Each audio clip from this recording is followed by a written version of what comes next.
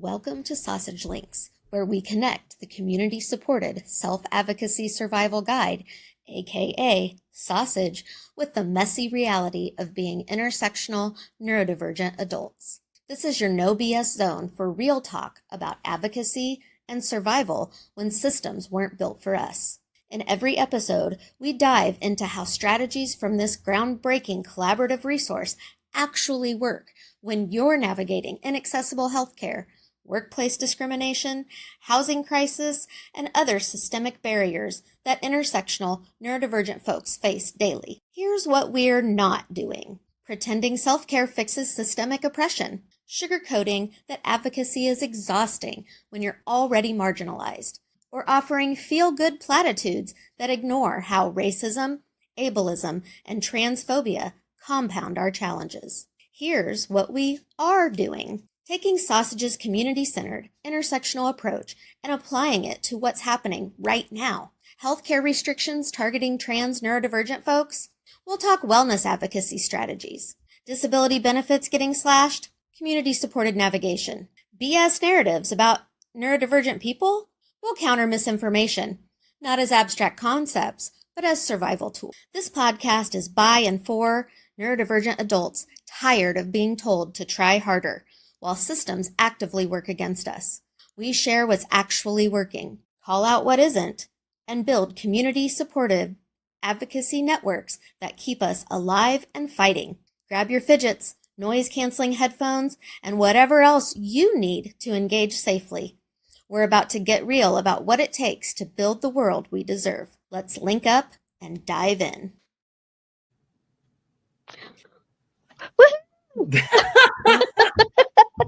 Grab your fidgets. Awesome. Welcome, or everyone. Your widgets. I got mine. Sausage Links. We were just debuting the new intro, and that was the first time I've heard it, and so yeah, that was a little bit of excitement for me. Everyone, my name is Jeannie V. I am one of your hosts. I am a transgender woman who is diagnosed with ADHD, general anxiety disorder, PTSD, complex PTSD, chronic depression, and also there's a few autistic traits thrown in as well. And I am in my office space, which is a lovely bright yellow. And today I am wearing a red t-shirt with classic Marvel characters from the 1960s and 70s. And I am wearing glasses. I have a short bobbed hair wig on today. And yeah, that's a little bit about me. My co-host and colleague, AJ, is also here to kind of bring us into the topic of the day. Good morning, AJ. Good morning. I am AJ Locascio. I am the founder and executive director at Umbrella ND. I have medium length curly black and blue hair. I am wearing large headphones. I have large glasses, and today I have on a green shirt with the neck cut out of it. Behind me is a brown woven screen. On my lap is Widget, a gray and white, sweet little baby Italian greyhound. Okay, he's an adult, but he's still my sweet little baby. Today we titled our episode Standing Strong Together from Crisis to Community Power, because we really want to summarize what we've gone over in the last 3 episodes, and then really talk today advocacy strategies. We want to give people things that they can do right now, things that they can talk about, talking points that they can have that actually you can't argue with them. They just are facts. And some messaging and things like that, just to help people kind of get their minds around what's going on. And we can all be, talking about these things that are upsetting us so much with the big, beautiful bill and have a collective voice. And right now, there are a lot of people who are experiencing a lot of anxiety over what has happened with this big, beautiful bill, realignment of budget at the federal level. Mm-hmm. We talked about, the cuts that are going into Medicaid. We talked about how disabled community, the elderly, children, and neurodivergent communities are going to be deeply impacted. But we also took one episode to look specifically at the loss of crisis support from the federal level when we saw 988 excise LGBTQ specific resources, Mm-hmm. and how that is going to be felt not just in white identified groups, but it's going to be more significantly impactful to those who are in rural areas, individuals who are BIPOC or other marginalized experiences that are intersectional with LGBTQ plus identities. Mm-hmm.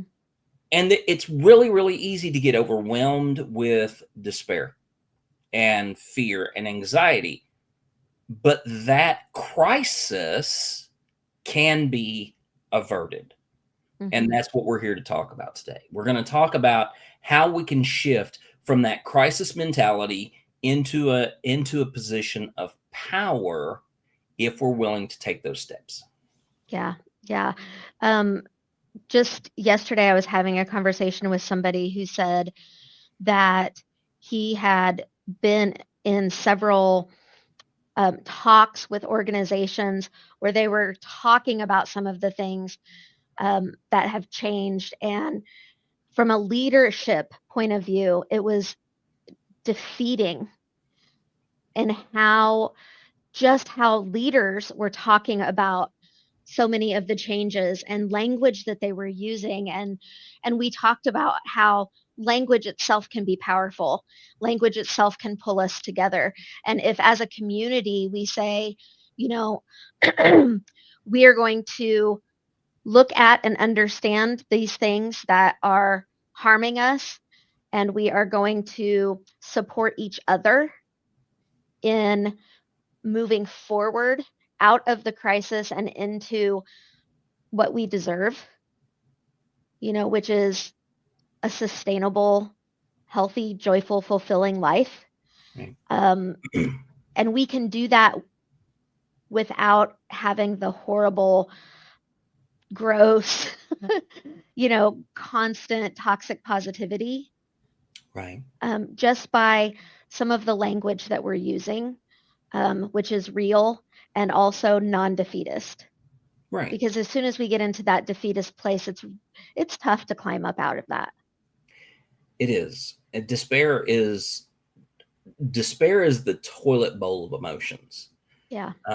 Because despair, you're no longer sitting in the bowl. Somebody flushed it. When the moment somebody pulls that handle, that is when despair kicks in. And if you allow it, it can suck you down lower and lower and lower until you can't see a possible way out. Right.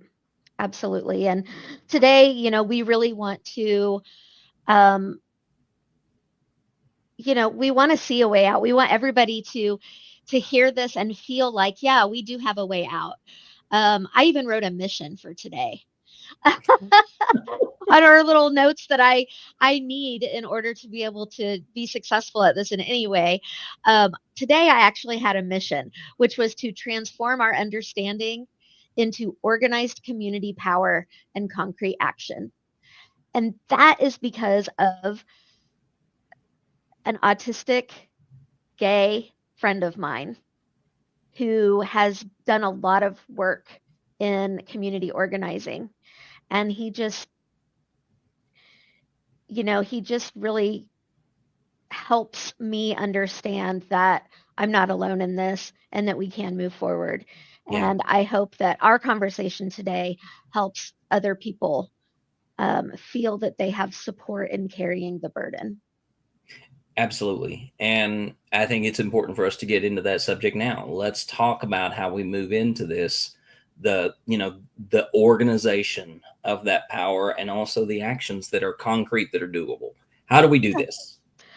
Well, knowledge is power, Mhm. as we hear, as they say, whoever they are, but they are right in this: knowledge is power. Um, so let's just look at the reality of this when we're talking about intersectionality, and let's identify those folks who do bear the heaviest burden within the ND community. So it's math, right? Mhm. We can look at this in a math way, and we can say somebody who's experiencing, say, 3 times marginalizations, Mhm.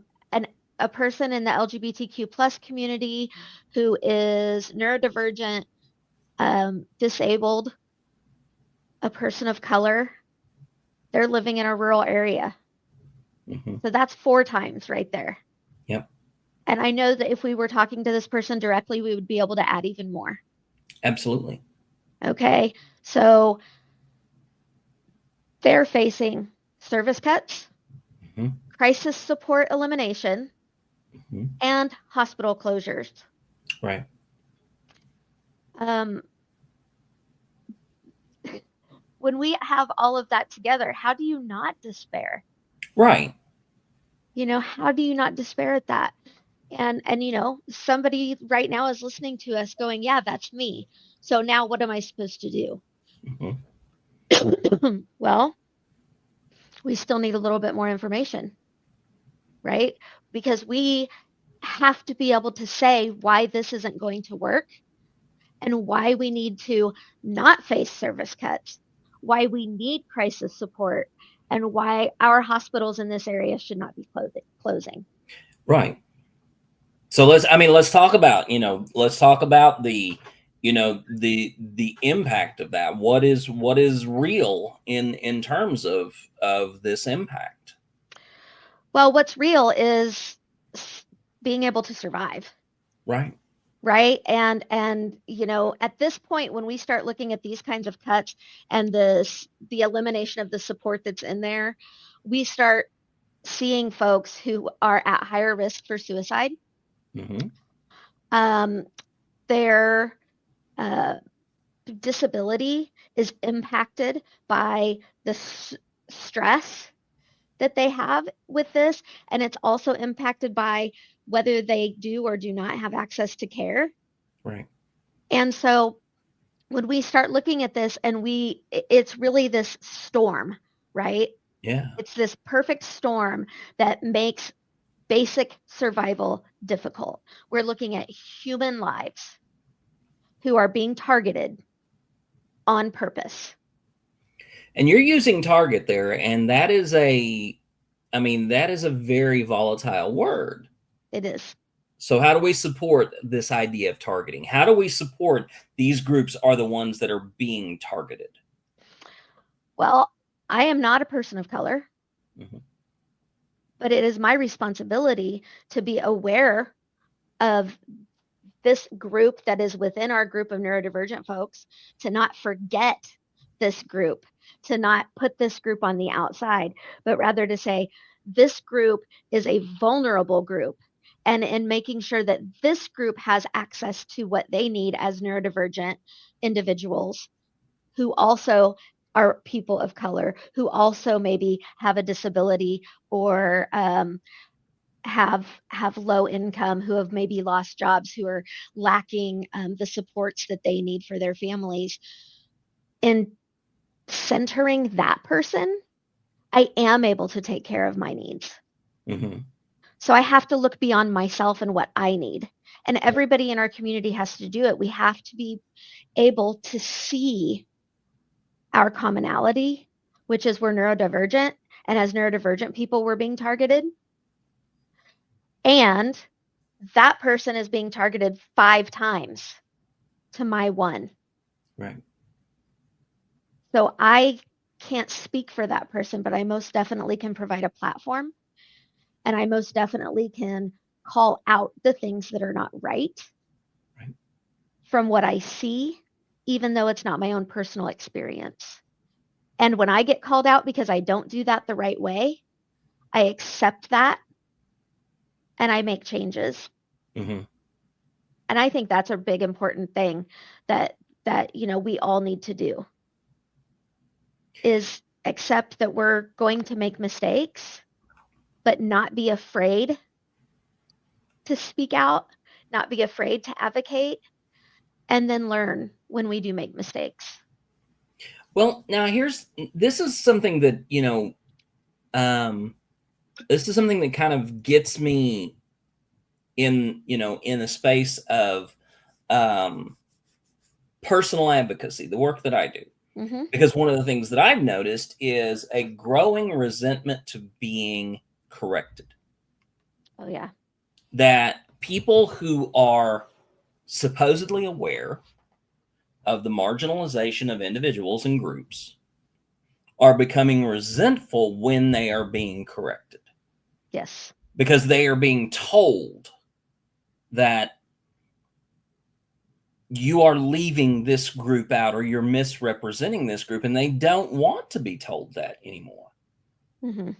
And so I mean, I do feel that way when somebody says, oh, hey, you used this term that is not really something that we use anymore. Or, you said this thing and you were kind of on it, but it wasn't quite right. And it might lead to some misconceptions. Mm-hmm. I definitely feel that, oh, I worked so hard on this. I put so much emotional energy into this, and you're telling me I did it wrong. I can't do anything right. Why should I continue?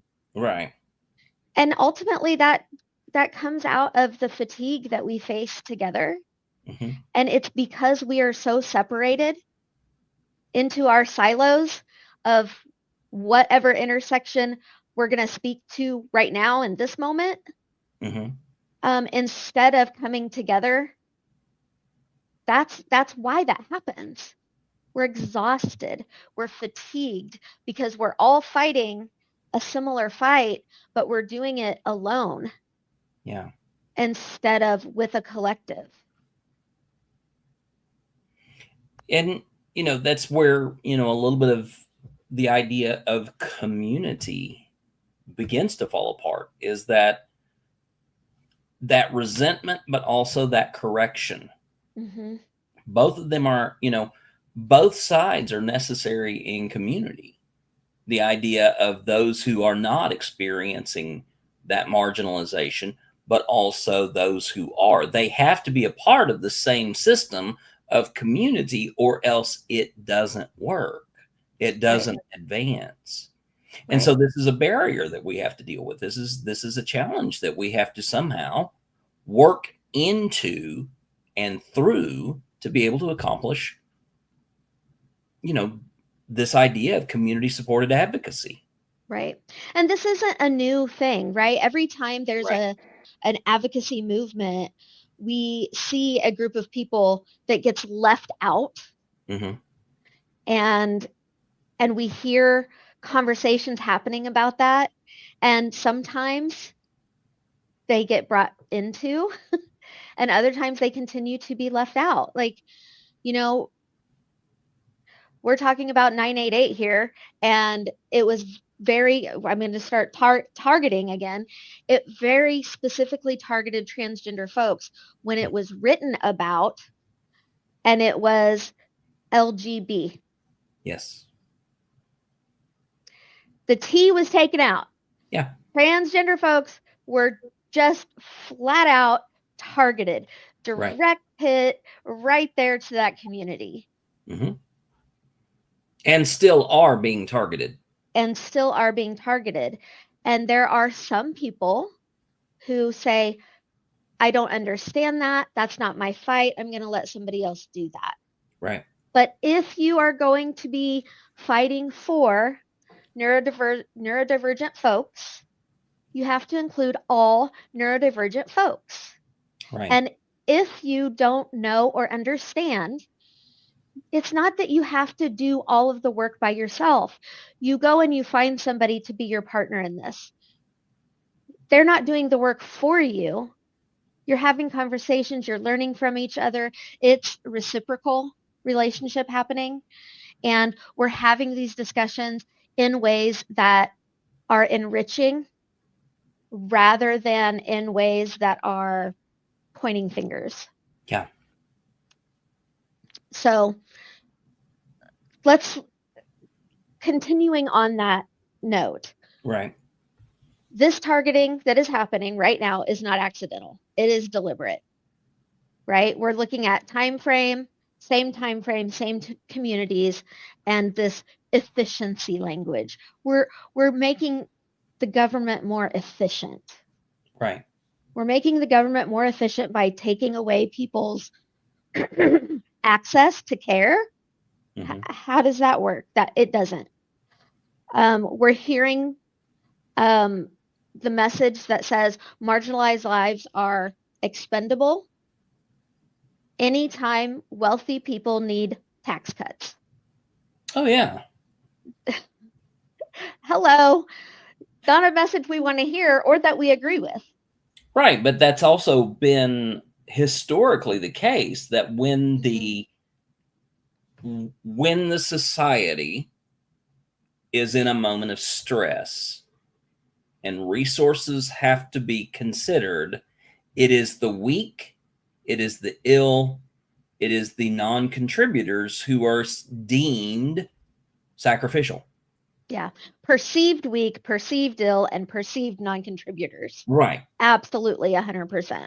I was using the language of the oppression is that, it is those individuals who are deemed to be not fit for the furthering of the society. Yep. And this we is hear the historical. argument, survival of the fittest, right? Well, we hear this argument. I argue with that one because have you seen some of the rich? Thank you. That's what I'm saying. We hear this argument that's bullshit argument.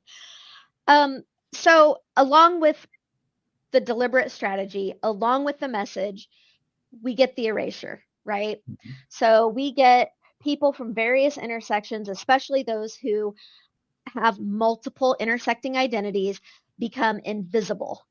So whenever we're having these policy discussions happening, they're omitted from statements. Mm-hmm. How many things have we seen in the news in the last 2 weeks, Jeannie, about LinkedIn taking, specifically taking the word transgender out of some of their, I'm going to have to find that article and share it because I don't remember the exact language that was used.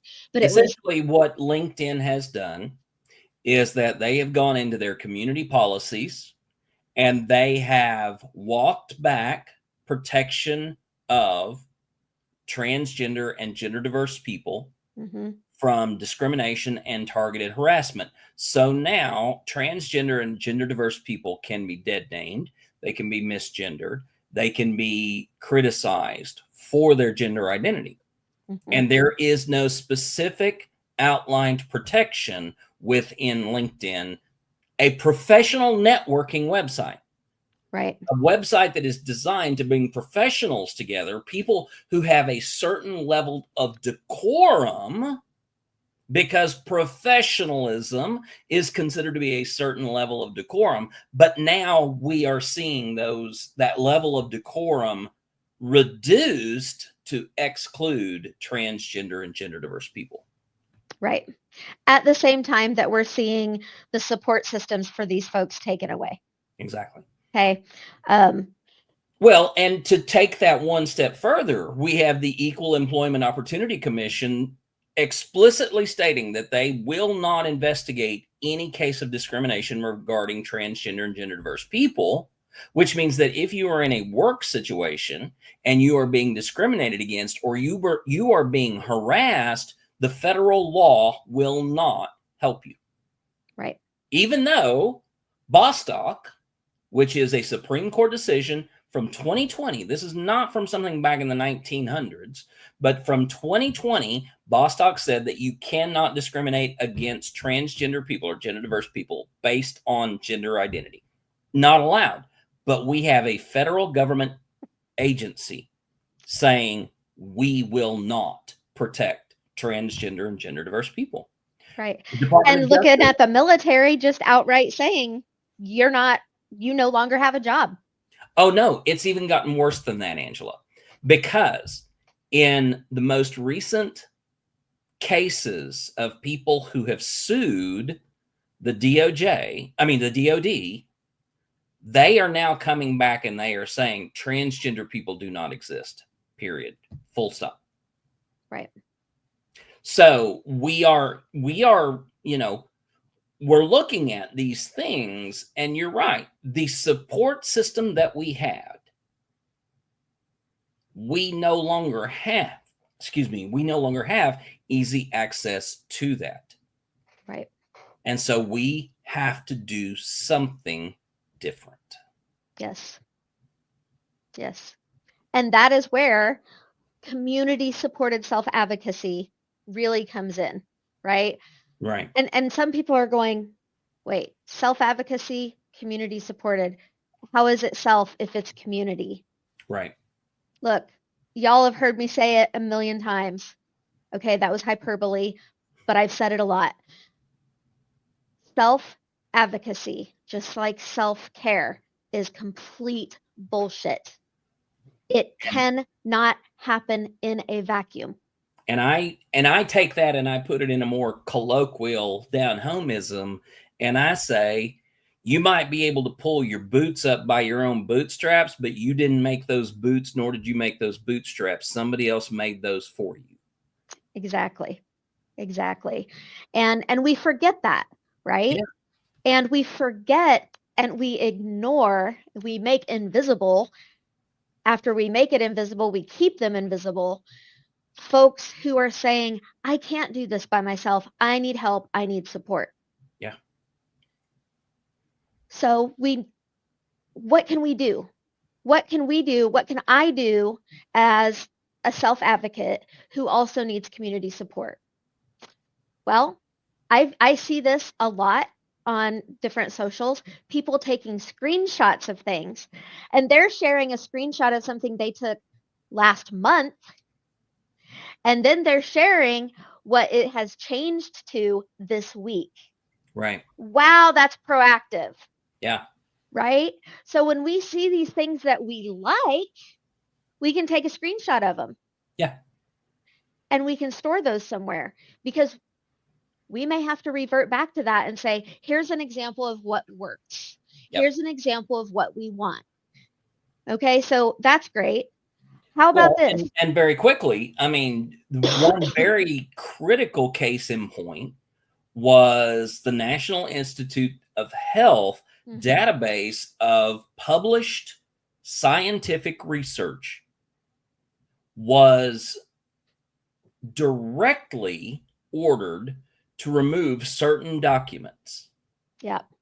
And there was an effort on the part of the science-based community to preserve everything they could off of the NIH website, because they knew that if it disappeared, having access to it would become much more difficult, or it would be logged behind some kind of gigantic paywall or security site. And so if you run across documented and peer-reviewed stuff, save it, download it, find a way to preserve that so you can be a part of the ongoing access in the future. And here's how that becomes something that is community care. Yeah. You work with a group of folks. Look, y'all, I am not the person who spends a bunch of time on the news and has a RSS feed of all this stuff. That's why I work with Jeannie, because I'm over here doing these other things, you know, writing this book and talking to volunteers and networking, doing those kinds of things. I suck at working with volunteers and writing and networking. So, I mean, that's I am really great at being a resource person Mm-hmm. for AJ. And Yep. so AJ's like, wow, this is just frustrating. And I come in and I'm like, here is a paper that was just published. Here are 3 articles that were written that deal with different perspectives on this very subject. And so I become a resource for AJ to do the work she does. Yep. AJ does the work that I can't do to get my skills, my research, my work in the hands of people who can use it. Absolutely. And, our board, they're doing all kinds of different work too, based on their strengths and based on what works for them. I'm telling you, Latoya is phenomenal at making connections and keeping up with people. I very quickly will no longer participate in conversation. And, I come in, I say what I need to say, do what I need to do. Cool, I've got that. Okay, I'm moving this way. If you need me, let me know. And then I fall off of the conversation. Whereas she's able to just stay in that and sustain that, which is really important. It's needed for this, but I can't do it all. And she can do this, and you have other things. And Jessica gets me document everything now. Jessica gets me in touch with people because I don't like being on social media and outreaching and doing all of that. I mean, these are people who are in my community. That's what my community looks like. Yeah. And that's just for work. Right. And I could talk about some of these same people in my personal life community as well, but that's just one example of what it looks like. Here's another thing that we could do together. We could have a space, a Google, Drive, or some other kind of space that we have come up with, whatever we all agree on. And we can take recordings that we've gotten of somebody denying us service or service reductions for whatever reason. And we can put those all into this one space so that we all have access to it, so that we can then share stories safely with safe advocacy organizations. Exactly. Umbrella ND is nothing without y'all's stories. Right. Within the transgender community, there is an app that you can download onto your phone that shows you relatively safe bathrooms. And, we'll put that in notes for everybody. That's just one of the things. This is a crowdsourced, app. People share, okay, this is a restroom that I found at this business that is accepting and willing to protect, the right to use the restroom, even in states where there are many people who believe that denying access to a restroom is a constitutional right of their own. So, yeah. This sharing that's not just denials and service reductions, although those are helpful, but also access. Yep. Those 2 things go hand in hand.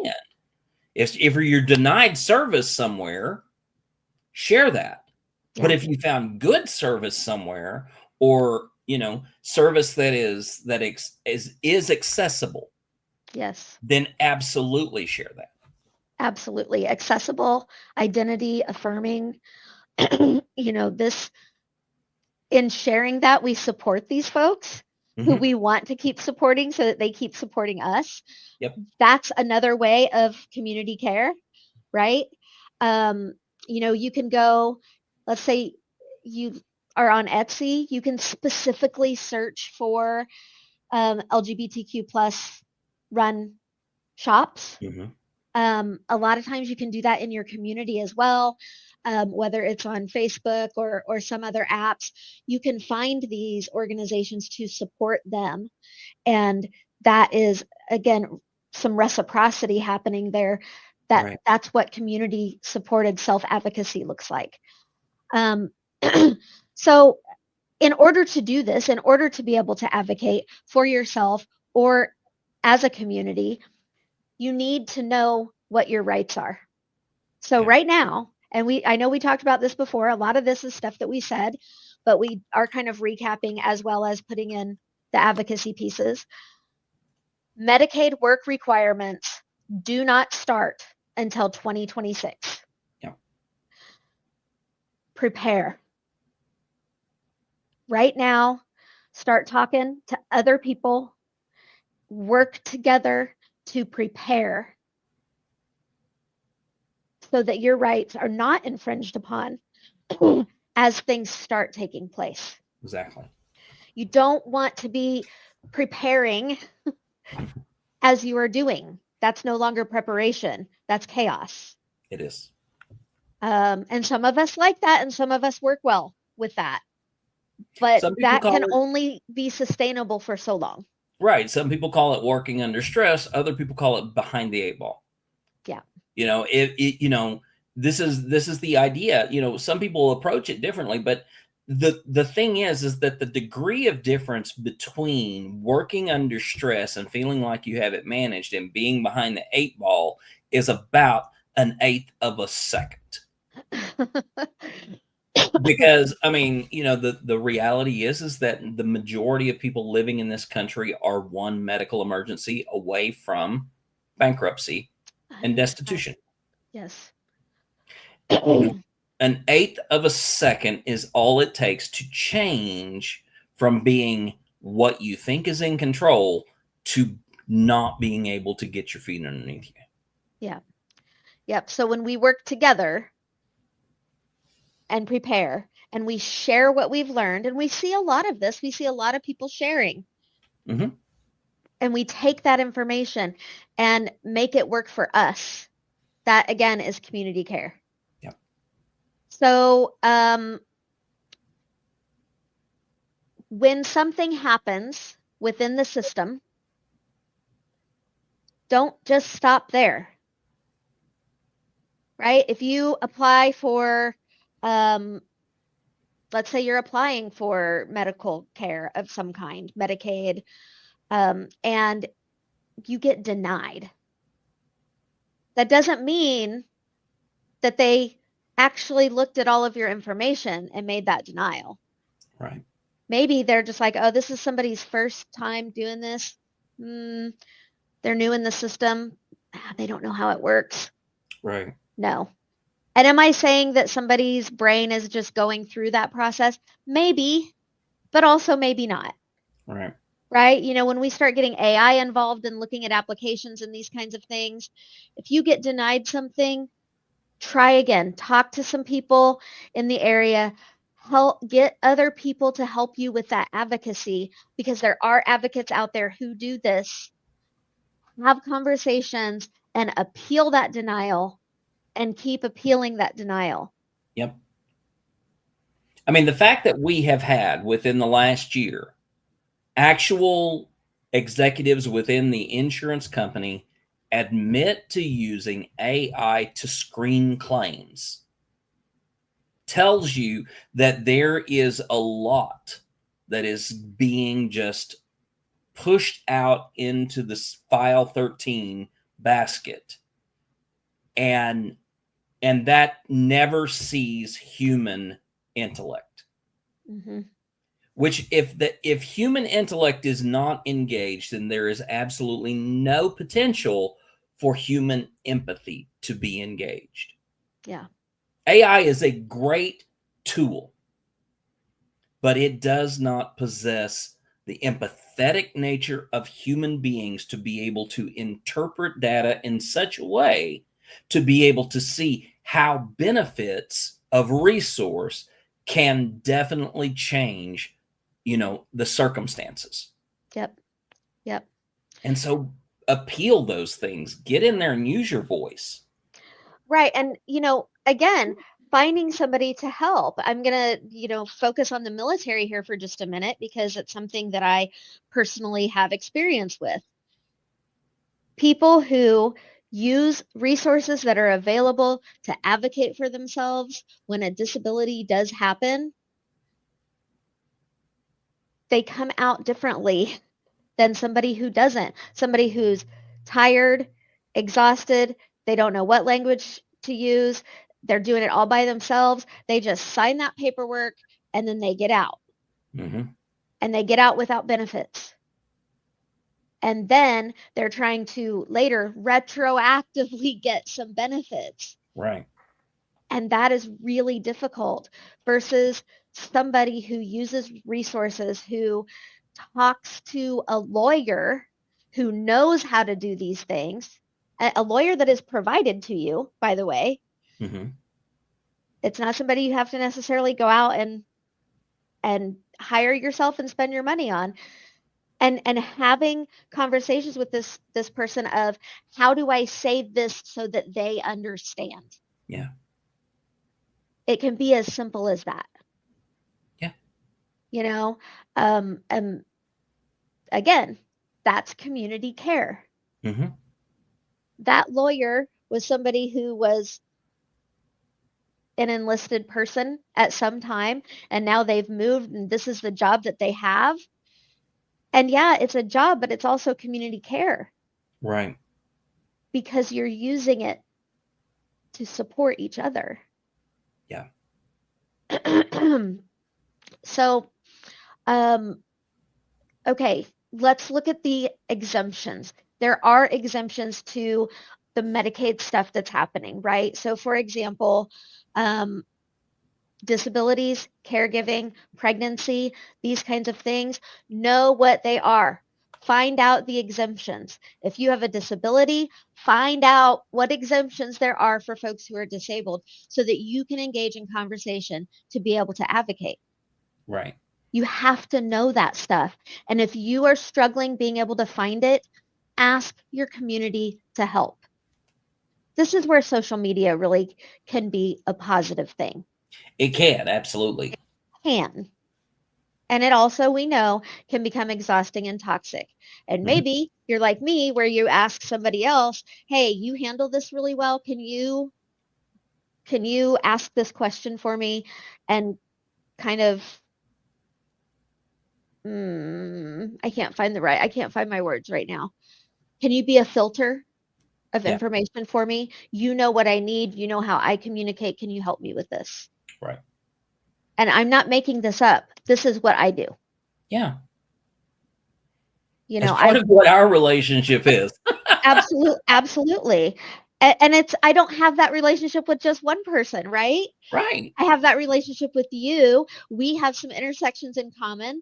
And then I have that relationship with another person because we have a different intersection in common. Absolutely. And we're having conversations in the background, but y'all are going out and doing the real social stuff. Yeah.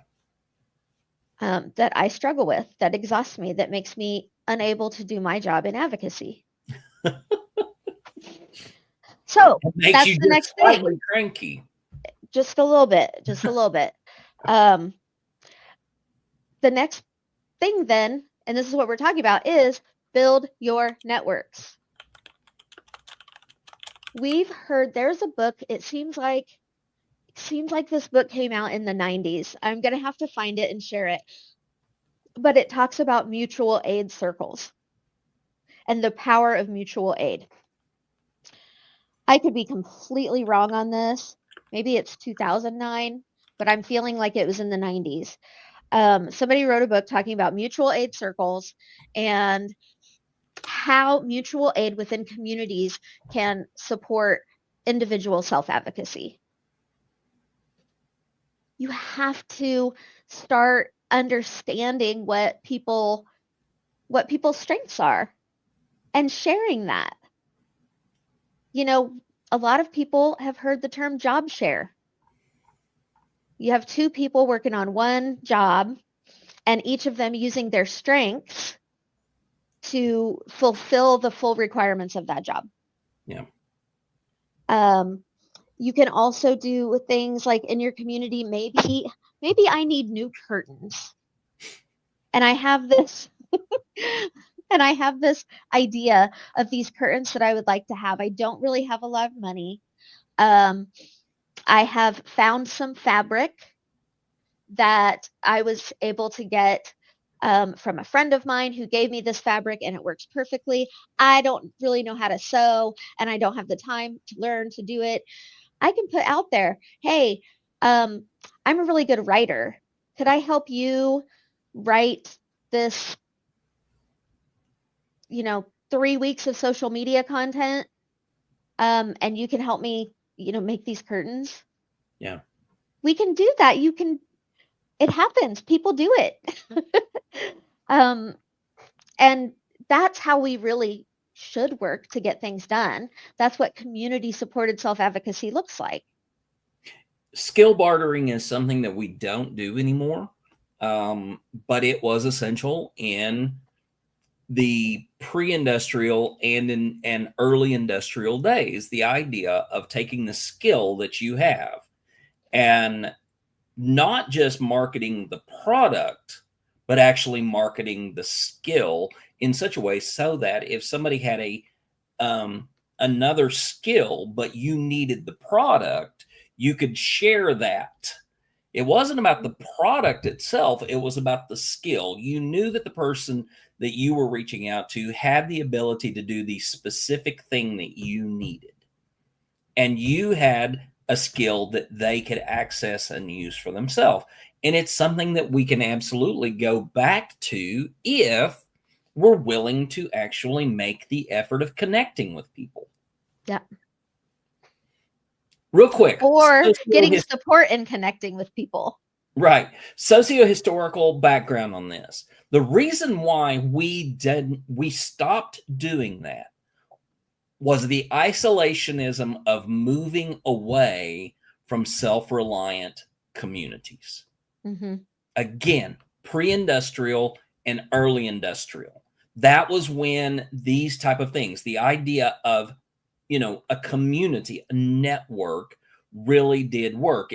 My personal history is that I learned from the people who lived through the Dust Bowl in the panhandle of Oklahoma that they got by not by isolationism, but by interconnection, by that working together and sharing in the resources, because resources were scarce.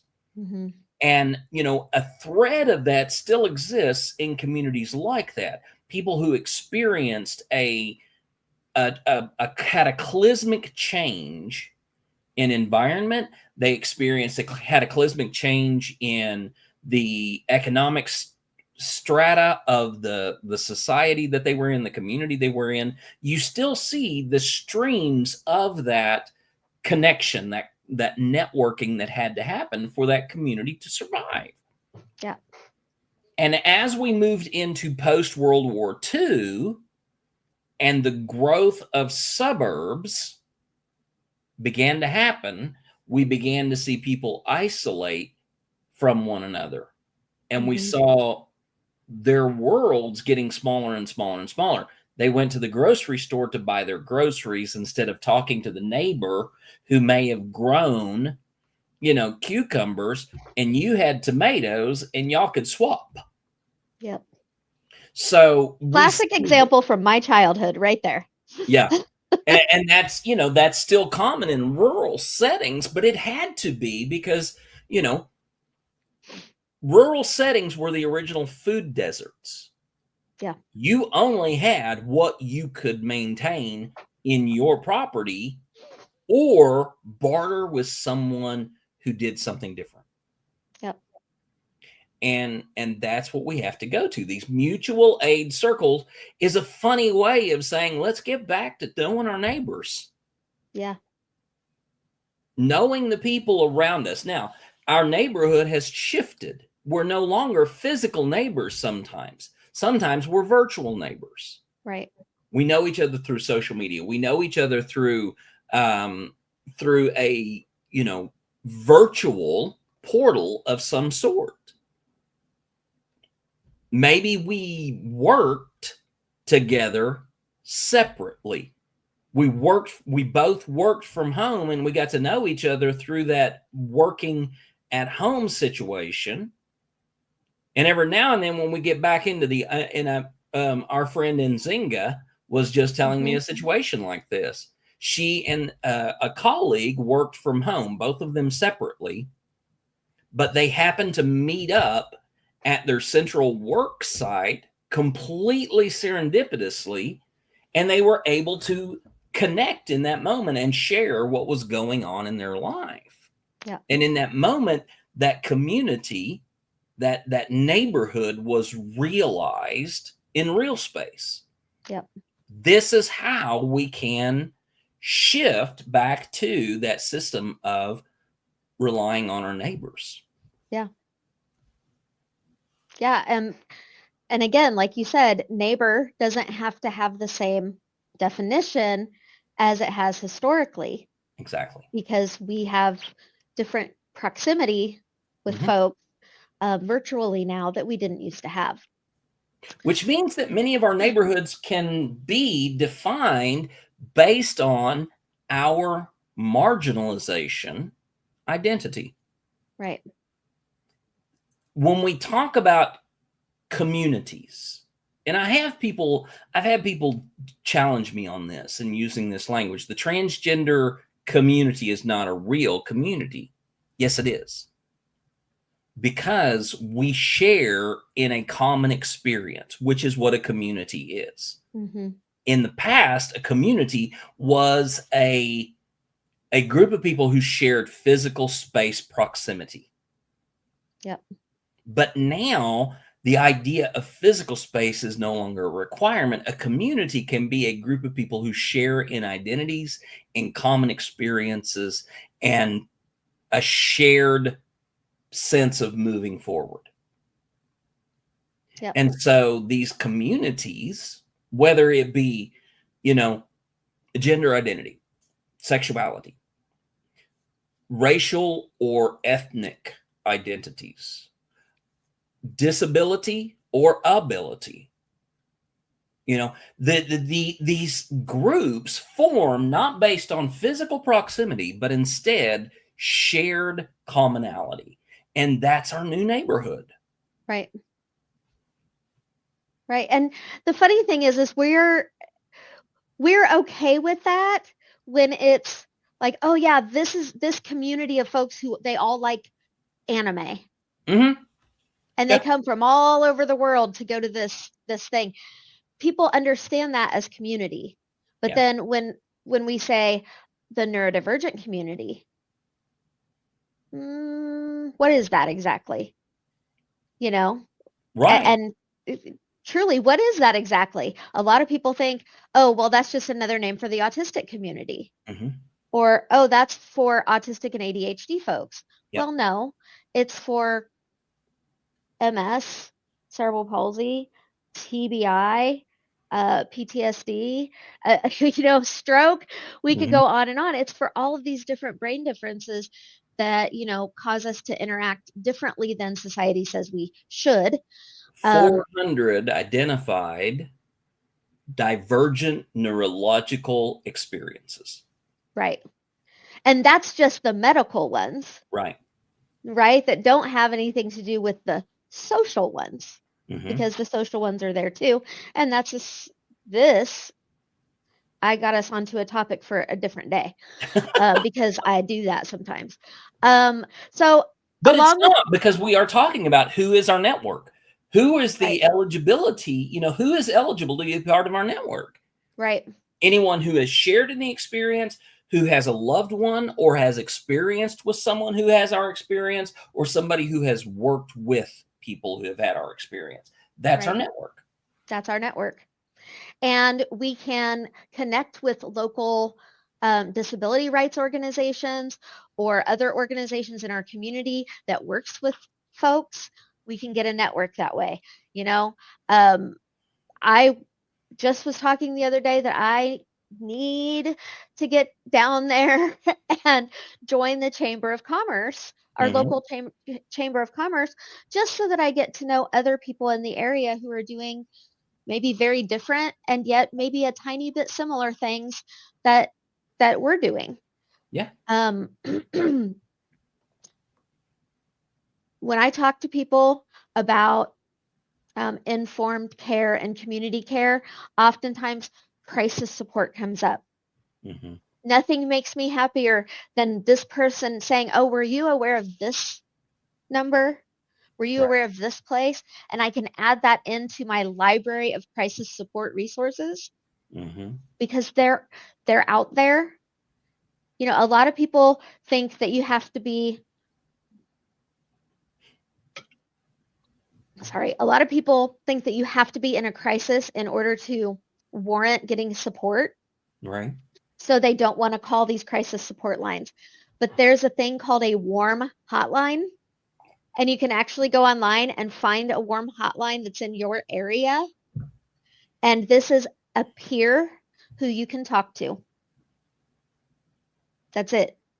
That's what it is. You don't have to be in crisis to call. You just need to be needing to talk to somebody, and they're there. I'll make sure that I put that information in. That's something that I was not aware of until I started working with the local sexual assault center. Yeah. And what a valuable resource to have. Even some are 24 hours, some are not 24 hours a day. But knowing that that's there is something that so many folks in our community don't know. And Yeah. it's a way to reach out so that you're not so isolated. Yeah. Which is, you know, part of your network. Practice community care, not just self-care. Yeah. Go to the market. You don't have to talk to anybody. Put your headphones on. Go to the market. You know, the Saturday farmers market. You know, Mhm. the downtown or whatever. Go walk around if you want to. Go to a library where you can be quiet. You don't have to talk to anybody. Maybe start a craft circle, but instead of it being everybody here is going to crochet, it's in this room, everybody's going to be quiet and they're going to do whatever craft they love doing. And in that room, people are going to talk doing whatever craft they love doing. How fun is that? Yeah.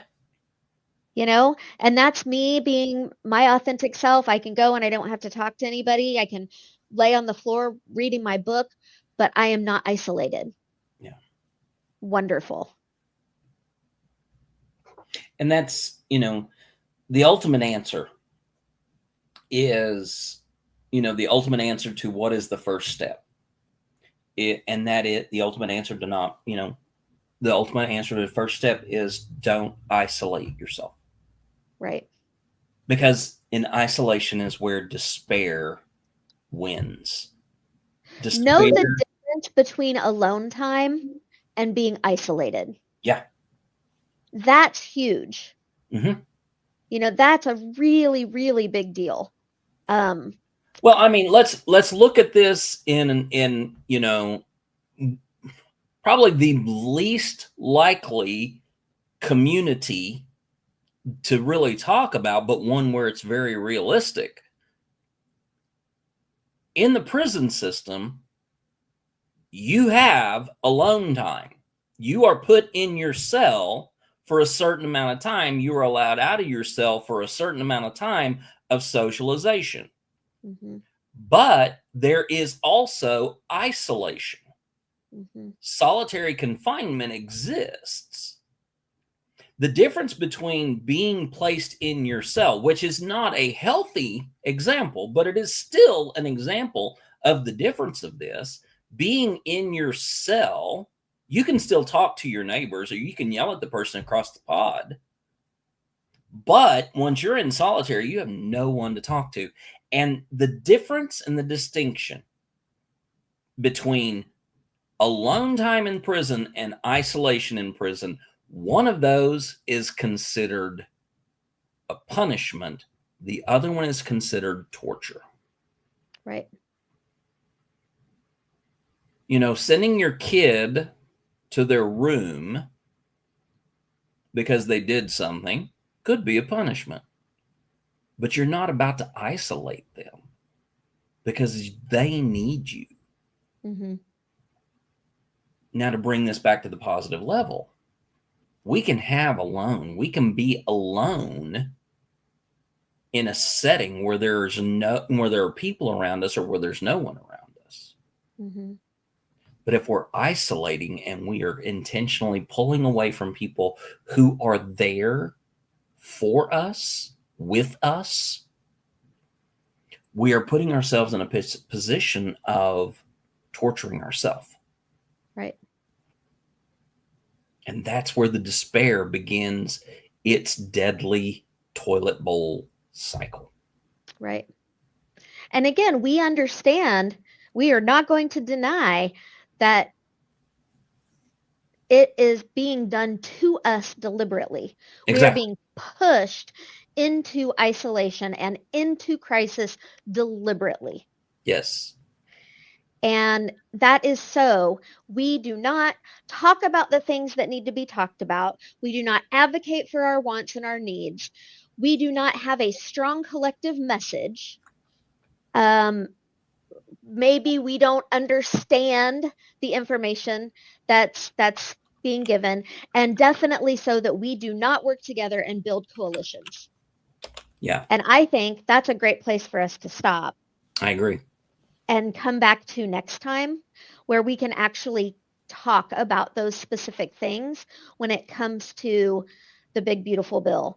And next time will be us fully rounding out this kind of series that we've done on the big, beautiful bill so that we can move on to a little something else.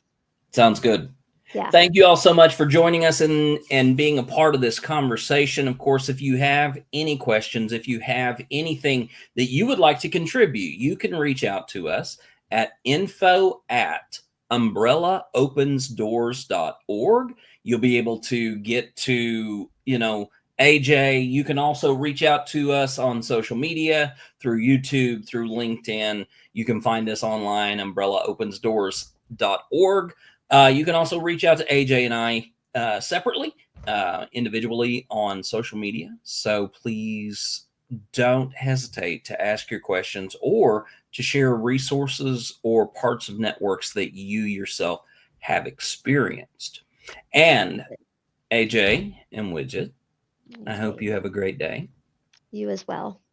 And we will talk to you all next time on Sausage Links. Mwah. Thank you for joining us for this important conversation. The insights shared today are just the beginning of the work we need to do together. Ready to be part of the change? Join our community of advocates, professionals, and allies working to create a world where every neurodivergent person can thrive.